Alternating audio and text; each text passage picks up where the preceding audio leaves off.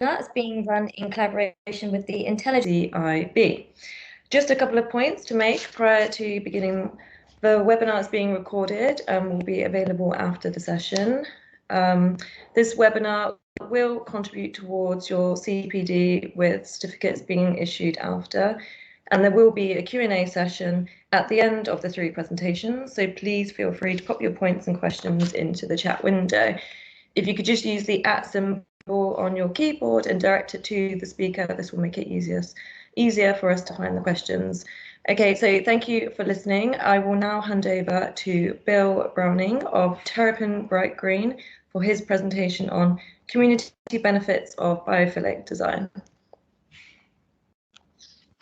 Thank you for inviting me, and let me open the presentation.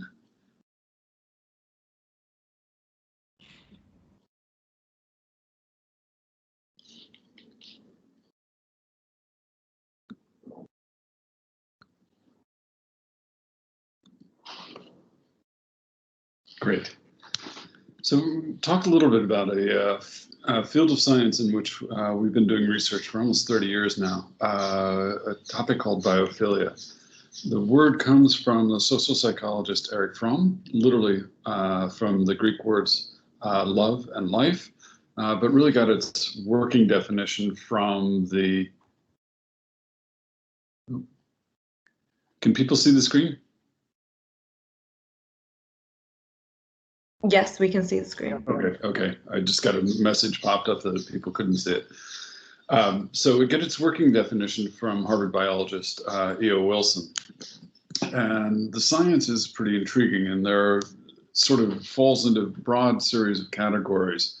Some of it has to do with what the brain is doing when we are viewing nature or experiencing nature. And you can go back into the mid-1800s to see writing about people saying, like Frederick Law Olmsted and his design for what becomes Yosemite National Park. In his letter to Congress on that, he says that being there relaxes the mind but refreshes the body and brings new clarity. Come into the 1990s, and this gets articulated as attention restoration theory by Rachel and Stephen Kaplan at the University of Michigan. And the idea is that when we're experiencing nature, the brain is operating in the state of what's called soft fascination. About 12 years ago, the neuroscience finally caught up with that, and we now know that what happens when you're viewing nature, the prefrontal cortex quiets down. And so after you've been viewing nature and you come back to focus on a task, you now have better cognitive capacity. The question for a long time had been, how long does that take for that mode shift to happen within the brain? And some really intriguing work done by a team using fMRI at the University of Melbourne. Bill, sorry to interrupt you. It's just the screen is on recommended reading. Is that the slide we should be seeing, or is there another slide? No. I'm not sure whether it's crashed or whether you might just need to reopen the window. Okay, let's try that again.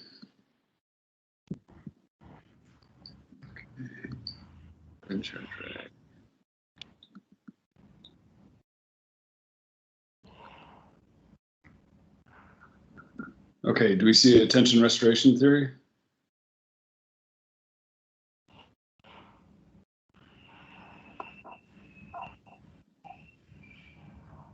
Yes, that's correct. Yeah, we can see that. Yes, we can see that. Great. Okay.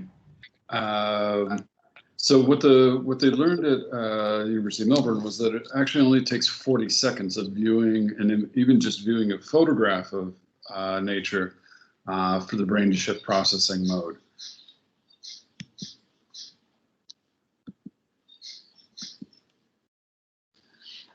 There's a substantial amount of work going on in Japan and Korea around a topic called forest bathing.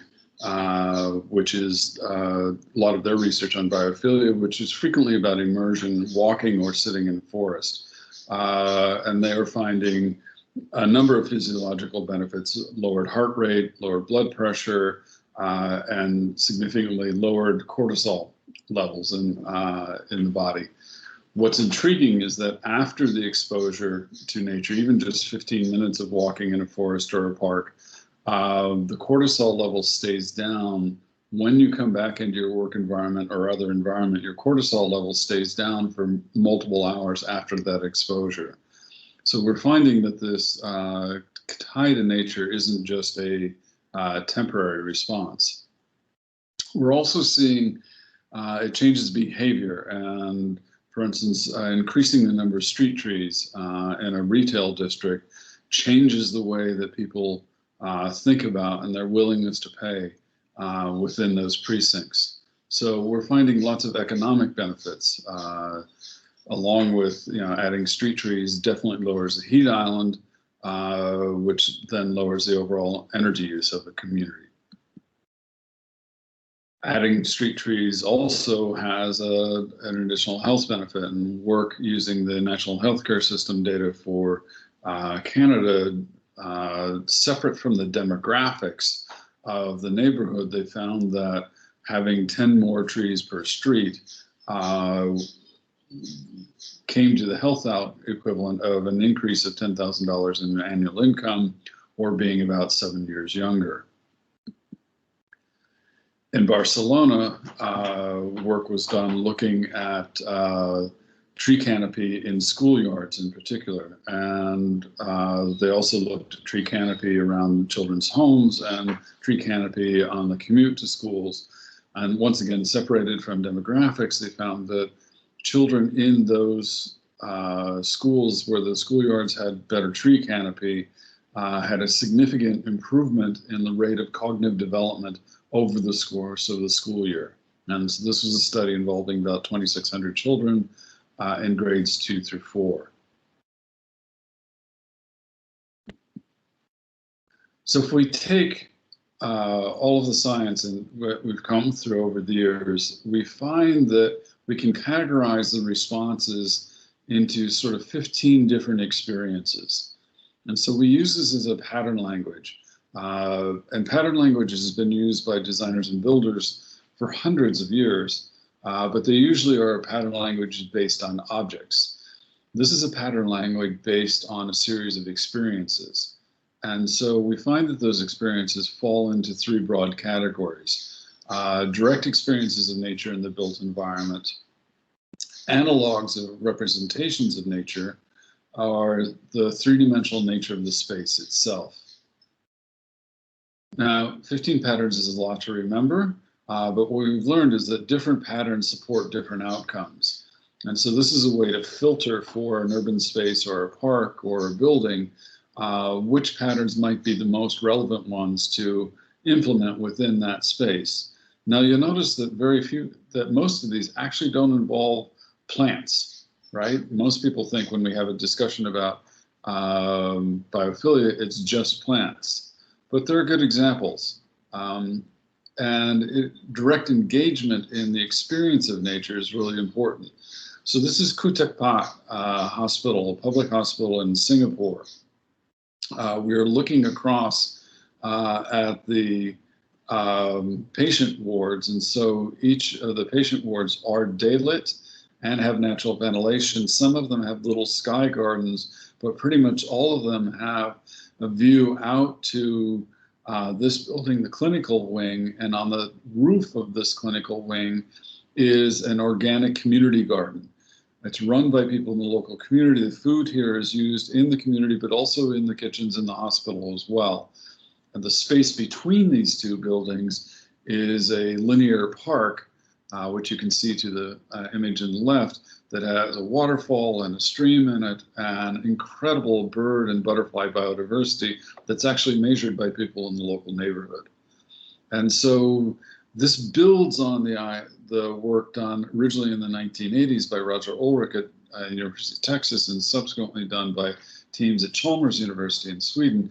Looking at exposure to nature, we found that people who had a view of nature from their hospital bed took fewer painkillers, had less nursing calls, and healed and got out of the hospital quicker than patients who did not have a view to nature.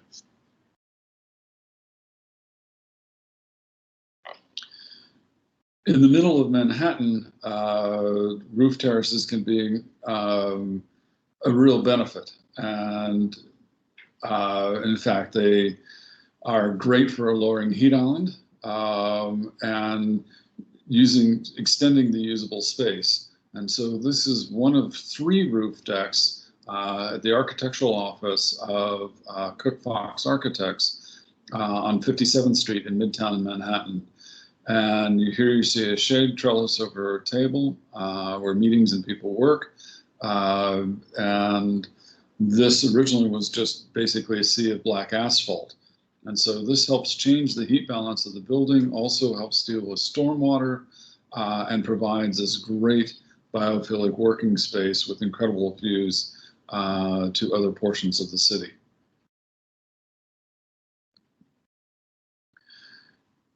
Taking this idea of occupying the roof and rethinking that is extended even further in the work of Woha architects in Singapore.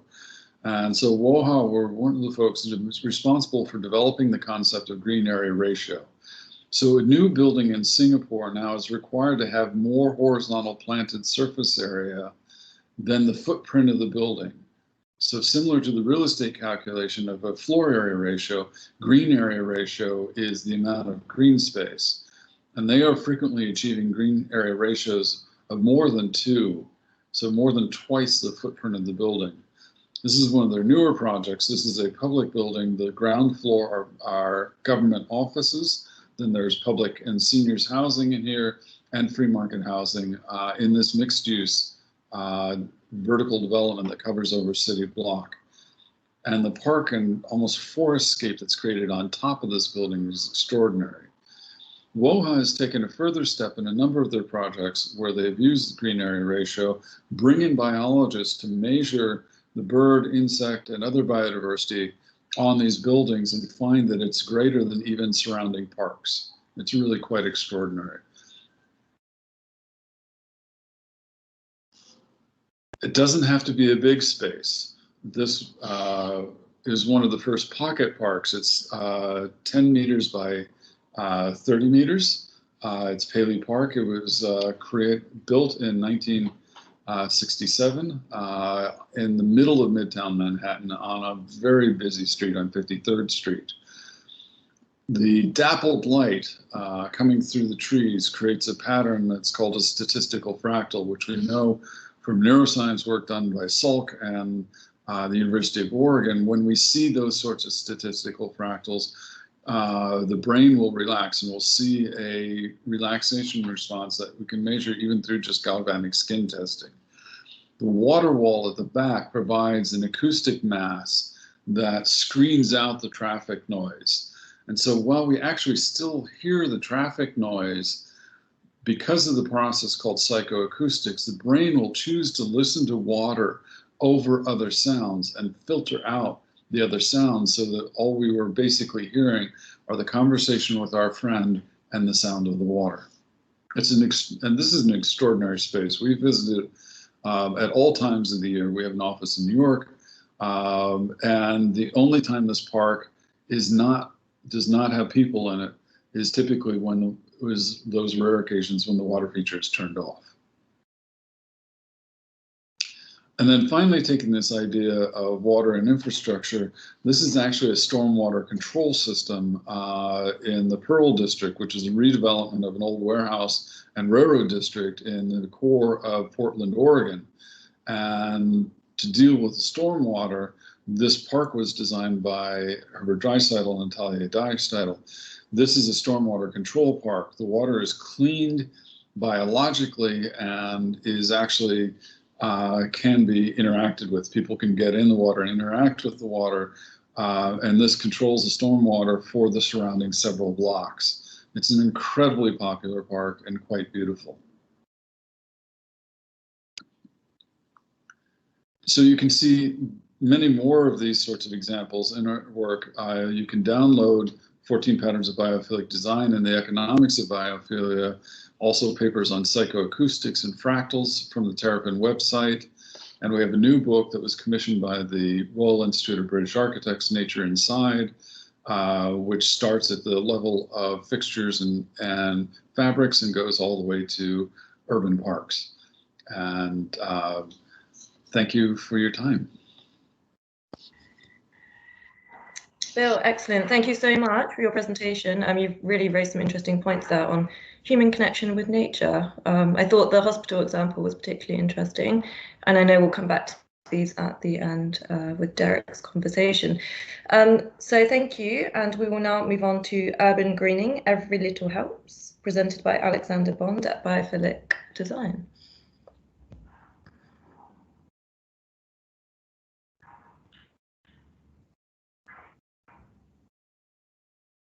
Oh, Alexander, I think you're on mute.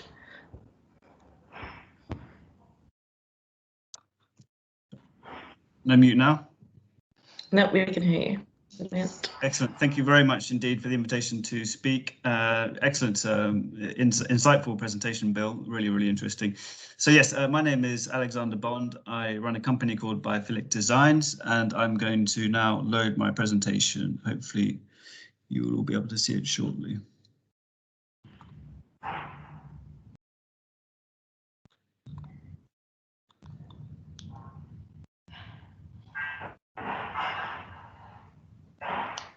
Can everybody see this?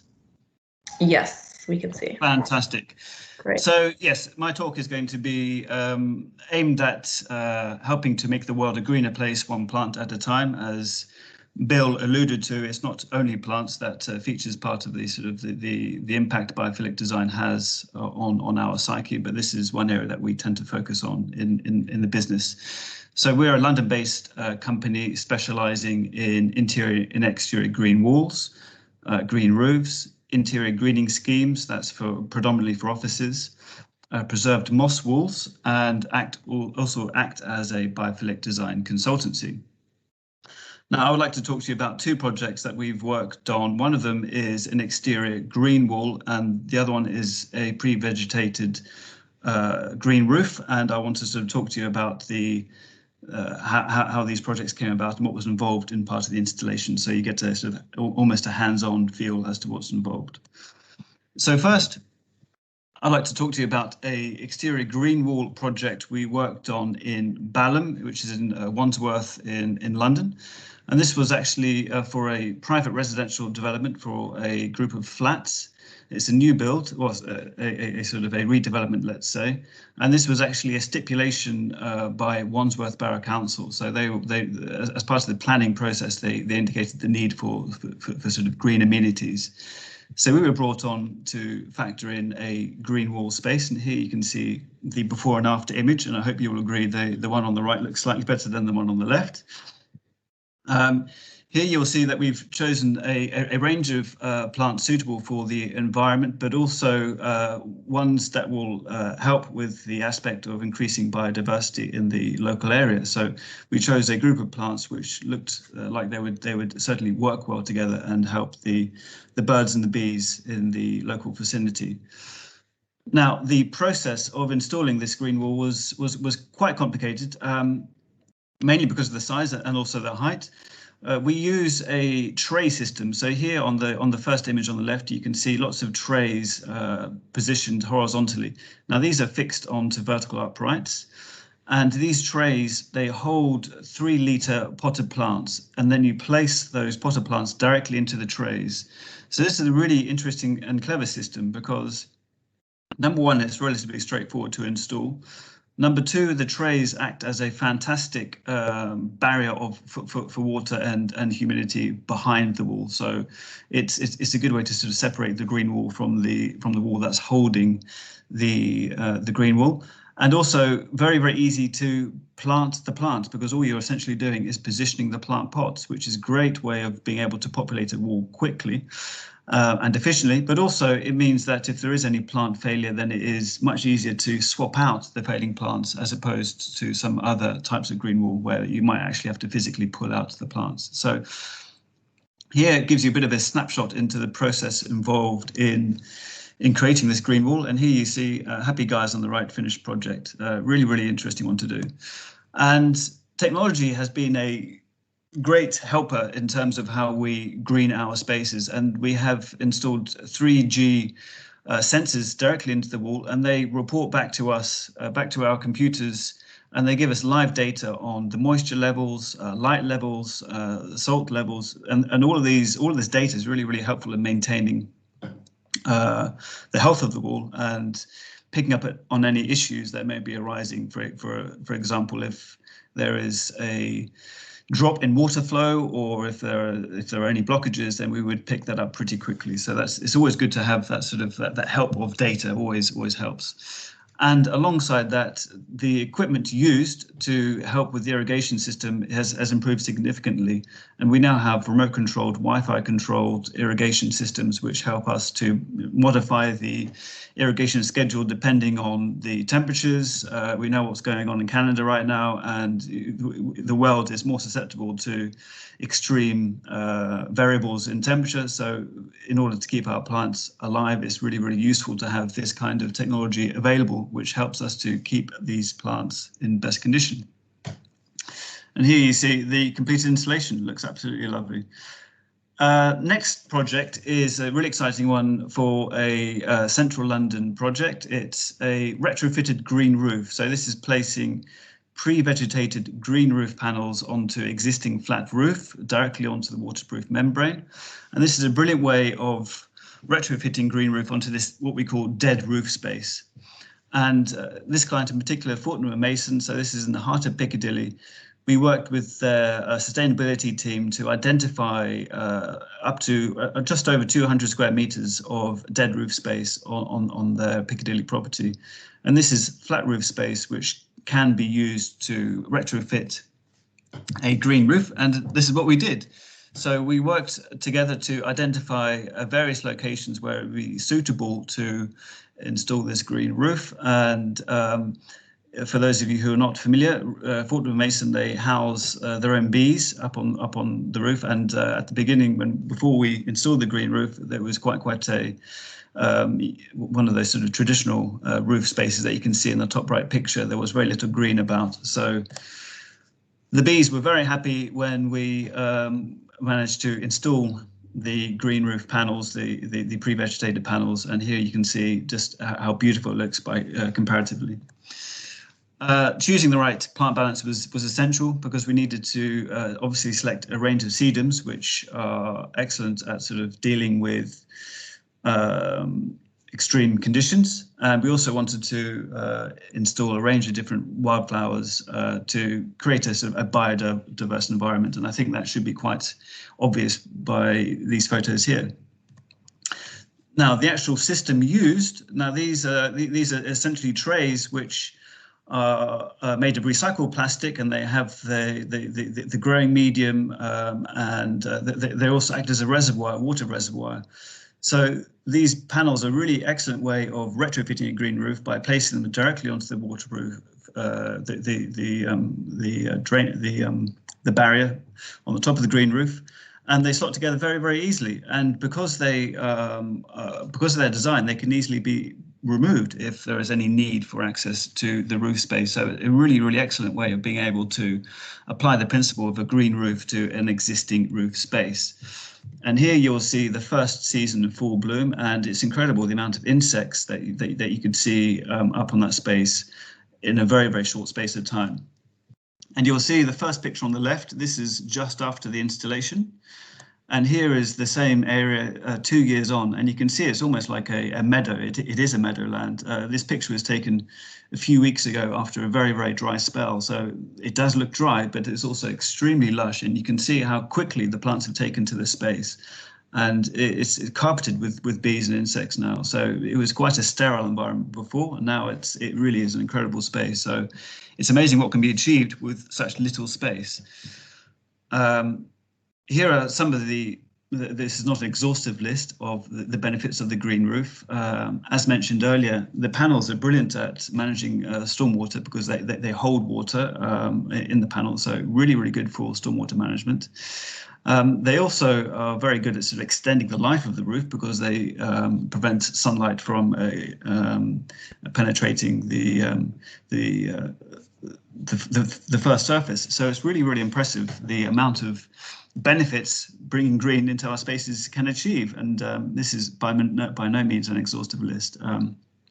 Certainly what we were really, really hoping to do was to increase the biodiversity in the area. And I think it succeeded in that. The amount of insects, butterflies and bees and bumblebees has increased significantly, and also birds. So it's a testament to what we can do with a very, very small space. It's really impressive.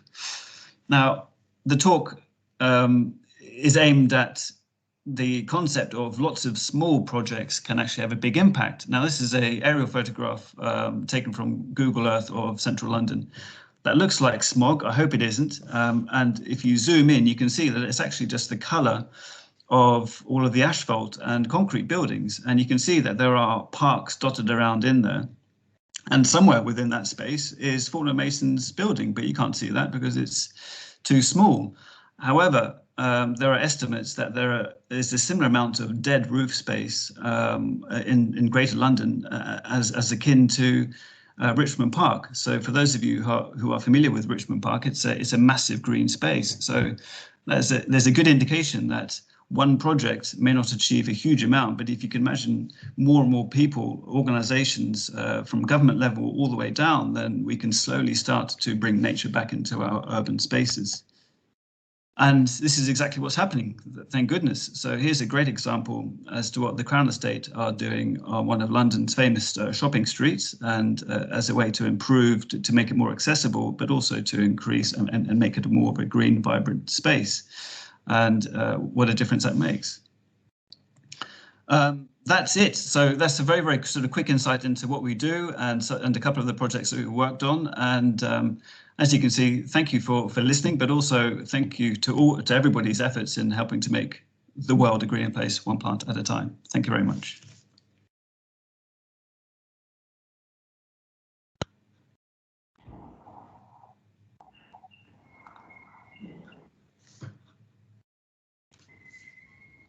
Amazing. Sorry, I should try to unmute myself.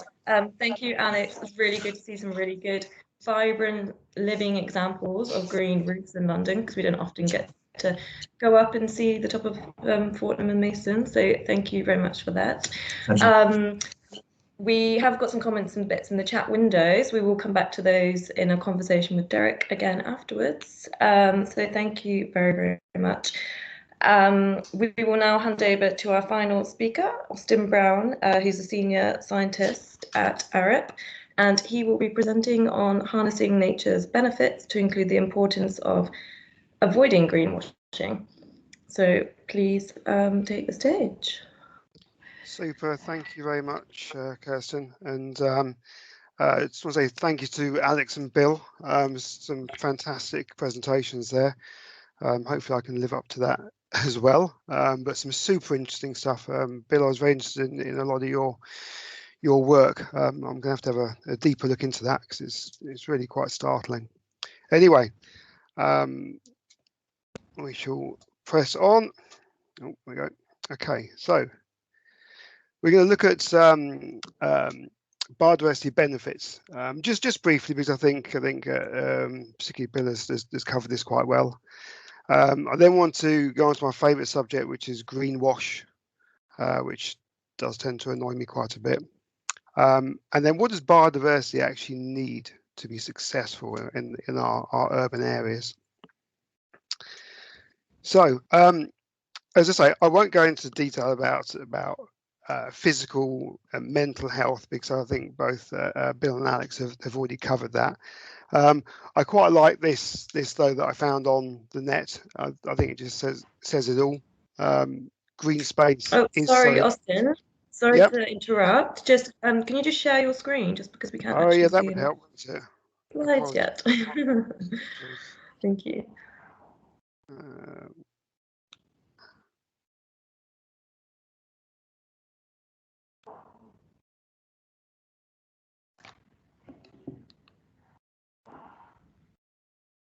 Bear with me for 1 second.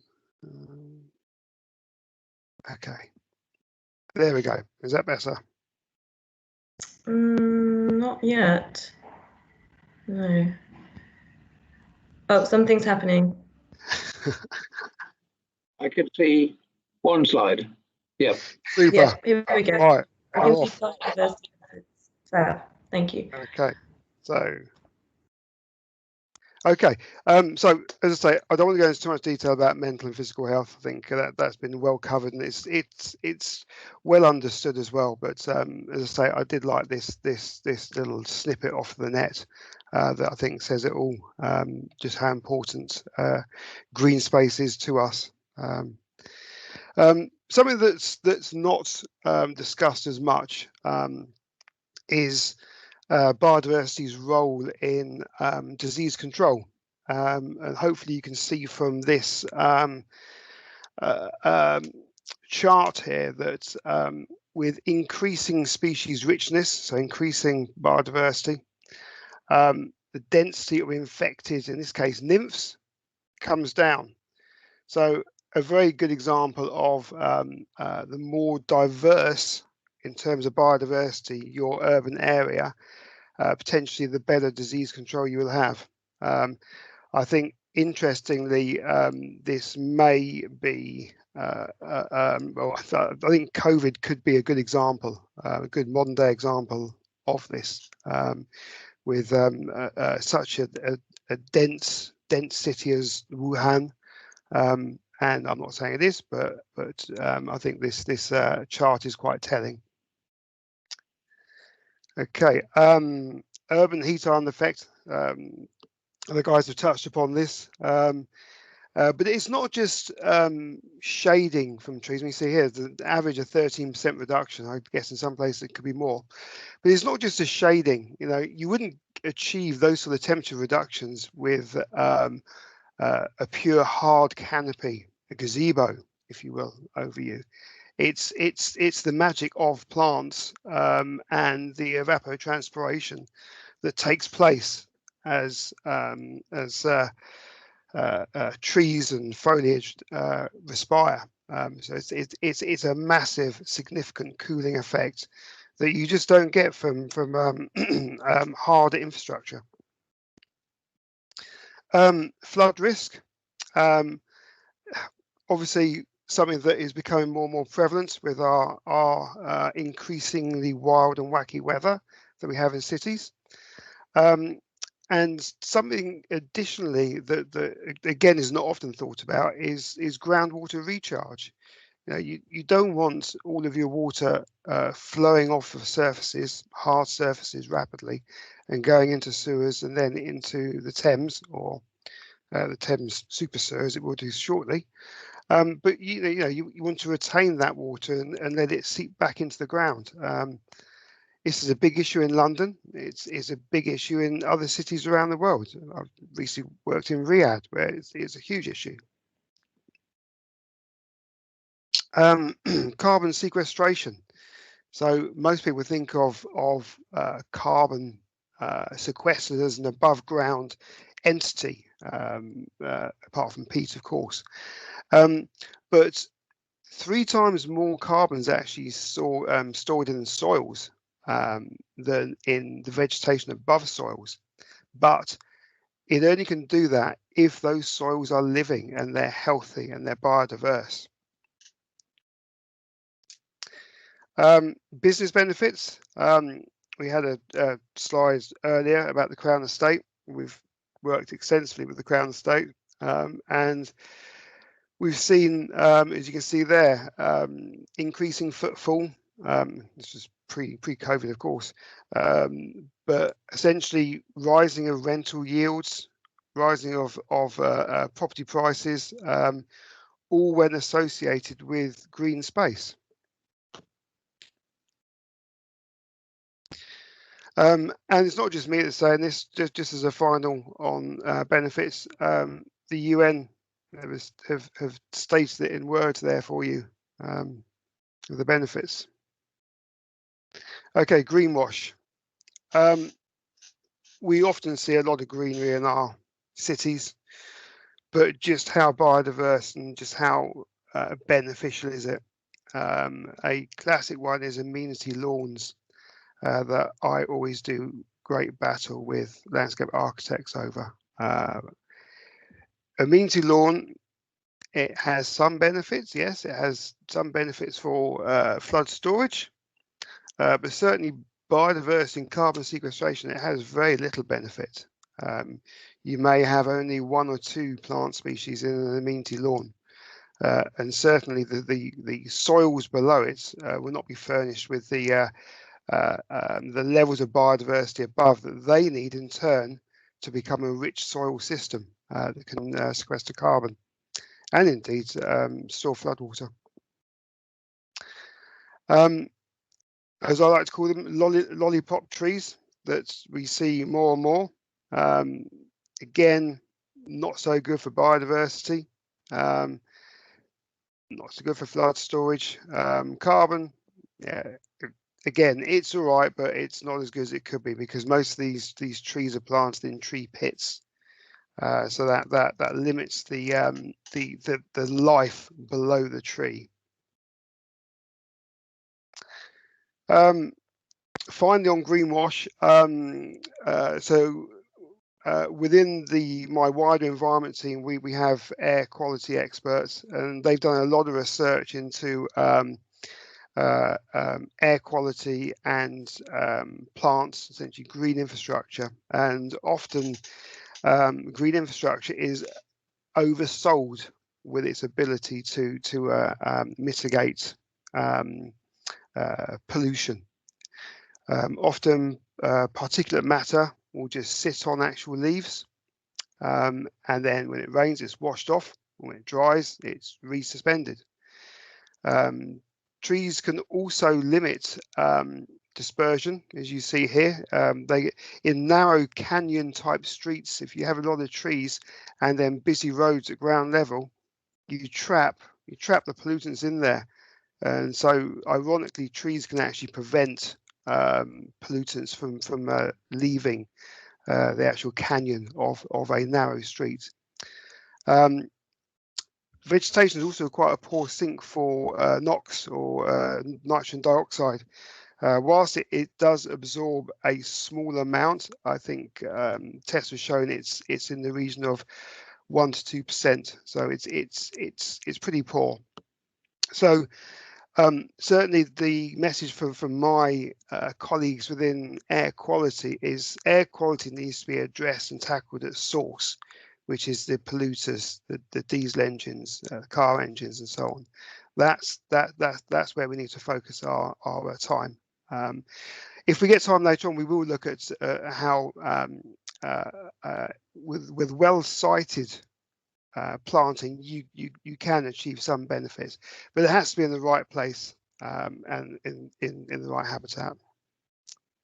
Okay, so pressing on, what does biodiversity actually need? The biggest thing for biodiversity within urban areas is habitat corridors. You've got to link up biodiversity, whether that's at ground level or whether it's as stepping stones from rooftop to rooftop. This is Potter's Field in London by you see no one here. Well, the bridge there. If you're in London, it's definitely worth a walk there because there is some great connectivity at ground level. Probably one of the better small pocket parks that I've seen in London. Okay, as I say, we worked with Crown Estate and creating green corridors, mainly at roof level, but still a huge benefit to link Green Park at the bottom to High Park higher up.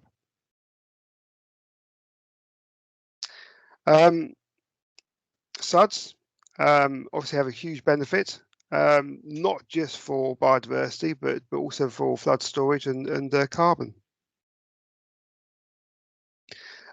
This is Greenwich University, and this is their new campus building, and it's a fantastic demonstration of what can be achieved at multiple levels with various gardens. There's allotments up there, and there's all sorts.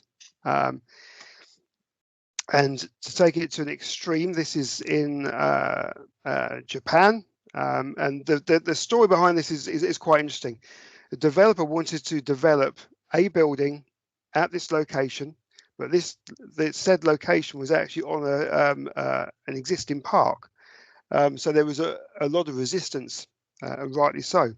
So what they came up with was an idea to have a terraced park instead.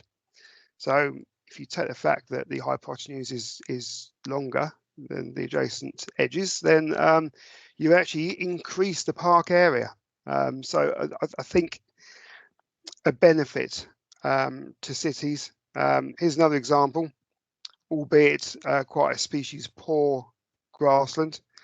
And I would really encourage designers to think more about having elevated parks. You know, we've got such little green space below. We should save that, but stop having very tall, pointy buildings such as the Shard, and have more robust buildings that can have park areas. You could have interconnected parks at roof level. Sustainable habitats. I don't like the idea of bat and bird boxes that you nail onto the side of buildings, because they tend to fall off and hit people, or they just don't last. Every building should be considering integrated habitat, such as these bat bricks or bird boxes. Very easy to achieve. I know it's not always possible depending on the facade treatment of the building, but with a little bit of thinking, a facade after all is just that, it's a facade, and there's a gap behind it. So pretty easy to actually do something like that. And don't forget the soils. About suitable habitats, for habitat to be successful, you need to have decent soil. And here again, one of my pet hates, the lollipop tree out of bound resin. You know, this is about as manufactured as it gets. You've got a tree, you've got a little drainage hole, and you've got a light. All very bad for biodiversity. Here, this is a green roof on the right. So I think it shows you what can be achieved with a little bit of thought. Some simple actions. No one likes people parking over driveways. So maybe this is one a little bit more for master plan designers. But you know, let's think about having more green space for people to use, but that does have some protection to it as well. Just quickly going back to air quality, and people can read this at their leisure, but this was produced by our air quality guys about when to use trees, when to use planting in different situations, whether it's a street canyon that has heavy traffic or light traffic, and whether it is on the open road. And here are the different treatments. So I won't go into that too much. You can, because I'm fast running out of time. You can read that at your own leisure. I always like showing this image in my presentations. It's from Blade Runner, the original Blade Runner. There was an original Blade Runner for those old enough to remember it. And I think you can see we don't really want our cities to end up looking like that. I like the idea of hovering cars, but I don't like the actual cityscape. So I do implore people to think big and don't be scared. You know, we are in a rapid transitionary period at the moment, and we want more and more green space. And that's about it for me. Thank you very much. Austin, thank you so much. Some really, really interesting points raised there, particularly on the flat parks on the roofs. Less pointy buildings in London would be good. And yeah, the greenwashing. I'm sure there's lots of things which are overlooked during the design stage. So it's really obviously important to bring these to the forefront.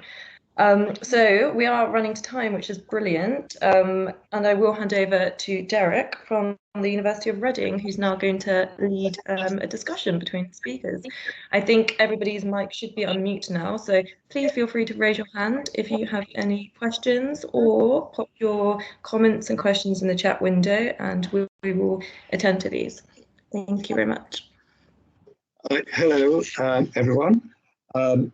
Well, Benny McDonough on the chat line has said, I found all of the lectures inspirational. So that says it all. I think we've had 3 really fascinating contributions.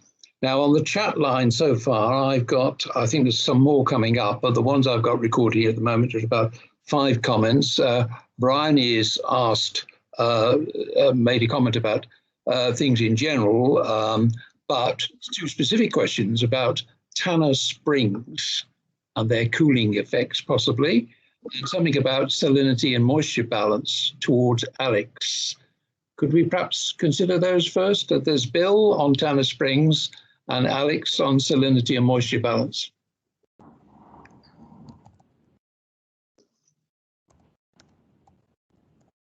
Hello? I noted Alex has been bounced off, so we're just trying to get Alex back on the call. Okay, so on Tanner Springs, the obviously you've got some evapotranspiration from all the plants, which has a cooling effect. You also have a tree canopy there, which helps with heat on land, and then just evaporation from the water feature itself. In some other parks that dry settle has done, the water is also moved through waterfalls and other aeration areas that get more of the water into the air. Right. Okay. Thank you. I don't know if Bryony wants to come back on that. Bryony? Oh, she's on mute. Okay. No, that was excellent. Thank you. Okay. Fine. Okay. Bill hasn't mentioned anything about Tanner Springs. Bill, can you hear me? Bill? Oh, yeah, let's just move on for a moment. Peter Thorns mentions that biophilia is not always environmental friendly. And I don't know whether he wants to come back on that, but echoing some of the points that Austin made in his lecture, that it's not just a matter of plotting trees here and there and lawns and lollipop trees and so on. There's much more thought needs to go into design. Krishna has asked, what about the costs of green walls? Alex, can you give some indication about that? Hello? Hello? Hi, think Dad. Alex Sorry, is we're just trying to rejoin us. Sorry. Yeah. Okay. So, sorry, Alex. Krishna has asked about the cost of green walls. Can you give him some guidance on that? Oh. We're trying to get Alex back in the call. So Derek, I'll loop back on the conversation about biophilia and environmental benefit. Yes. Okay. And one of the things that we've seen in the work, particularly the work that was done by Stephen Cullard at Yale, and we're seeing in various other places, is that having biophilic environments does seem to lead to a greater level of consciousness about overall environmental issues and some desire to get much more involved in environmental issues. We have also saw the Cook Fox architecture office that I showed. Their prior office was one of the first green roofs done in Manhattan. And it was roughly 3,600 square feet. So not a huge roof, but it was all initially sedums, but we also allowed some native grasses to come in that were actually seeded in by the wind and birds. What we discovered on that was over time,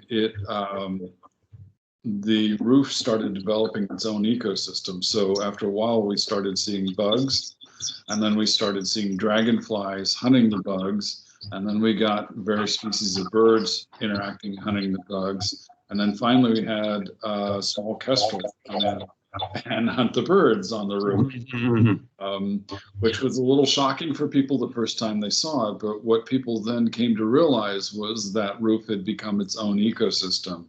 And that changed the way people in the office viewed the roof, and then led to people getting much more involved in maintaining the roof and actually adding to the roof two beehives. And so the new Cook Fox offices, one of the terraces is a native species garden, and also one area is agriculture, and another is devoted to just general biodiversity.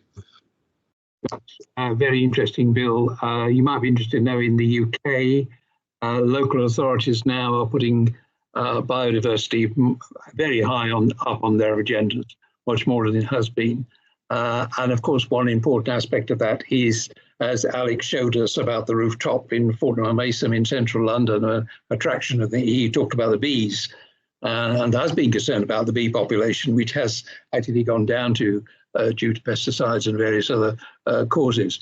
So the biodiversity is really so important. And of course, there's a whole thing about biodiversity, and then the carbon sink. We haven't talked much about that this afternoon, but it's also very important in that aspect too.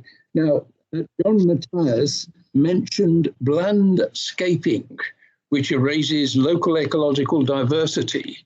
Have any of you heard of this term, landscaping? Austin, maybe you know about this.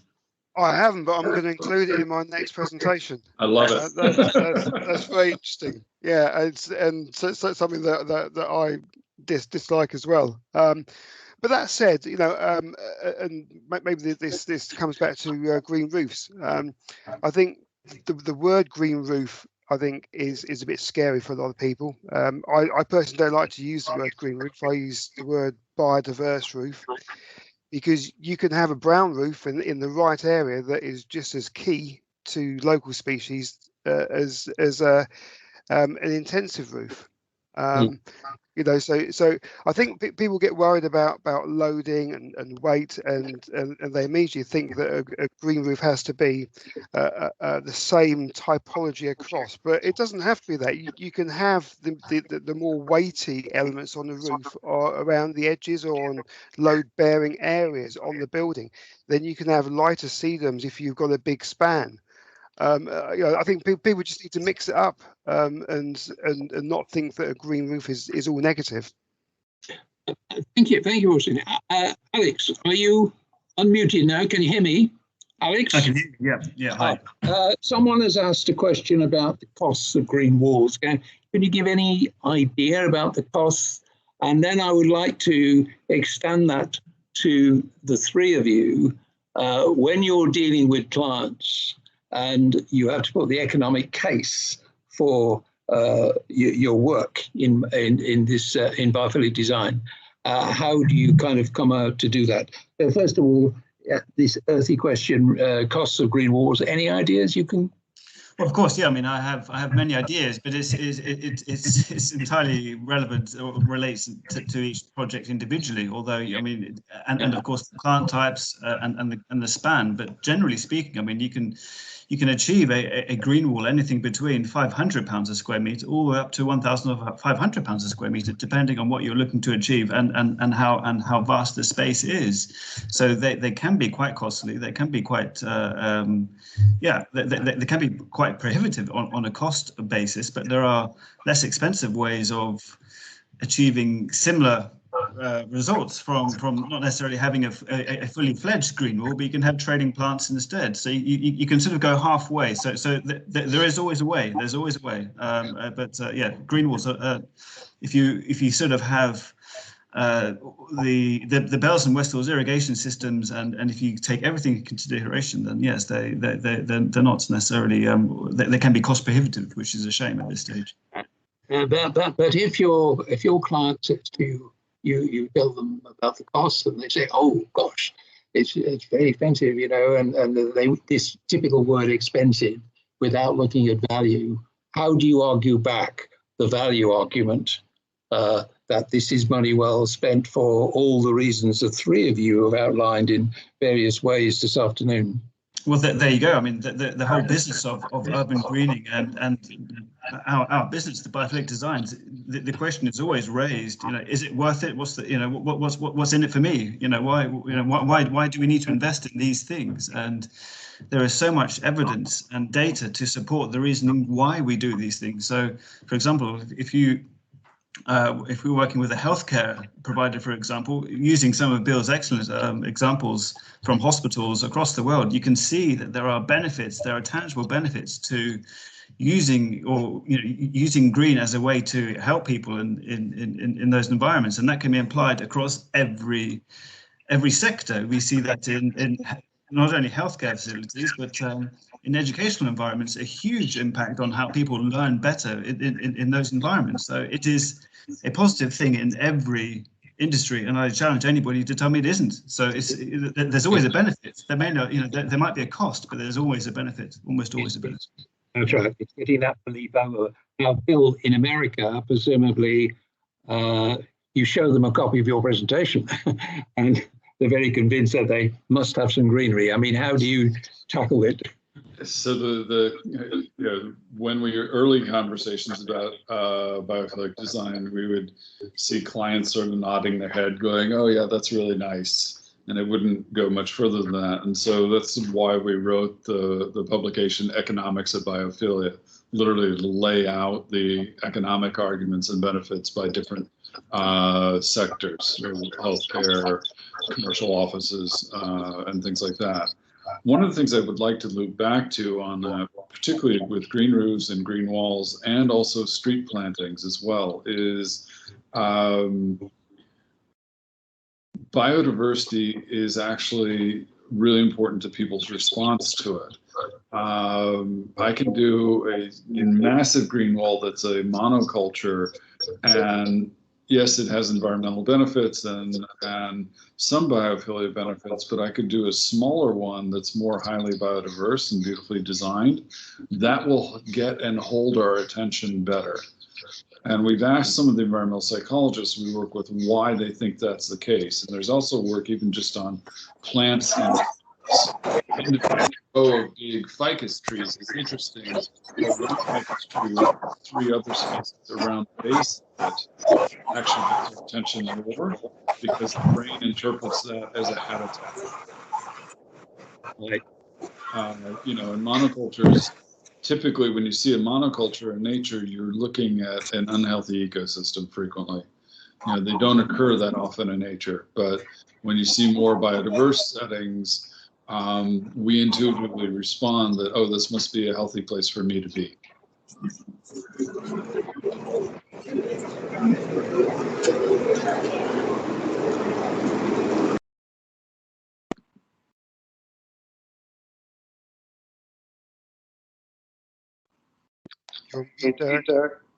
Derek, you're muted.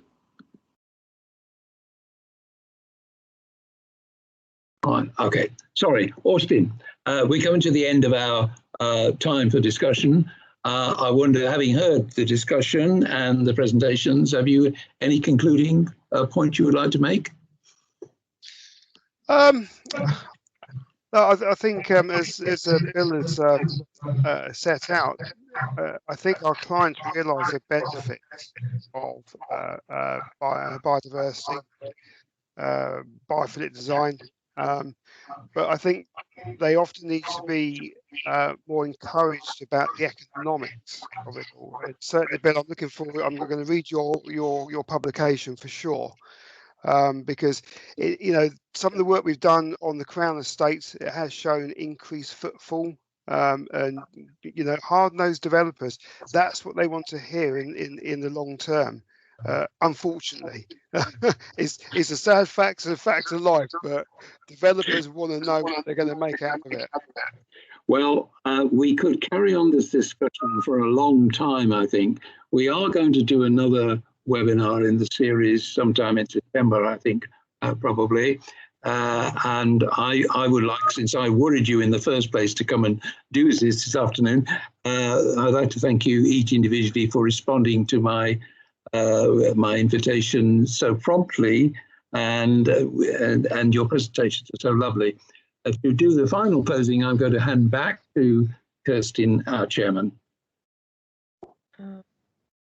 Hi, Derek. Thank you so much. Yes, we will draw the webinar to an end now. So I just want to thank you all for attending, all of our audience members, and to our excellent speakers for doing their very interesting presentations.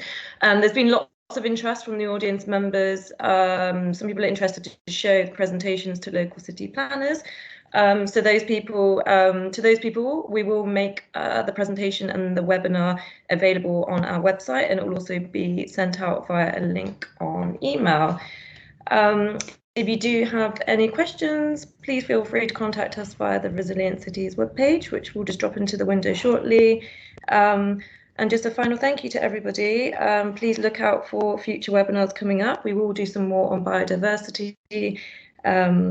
So please look out for the newsletters, which will be issued shortly. Thanks once again, and hope you enjoy the rest of your day.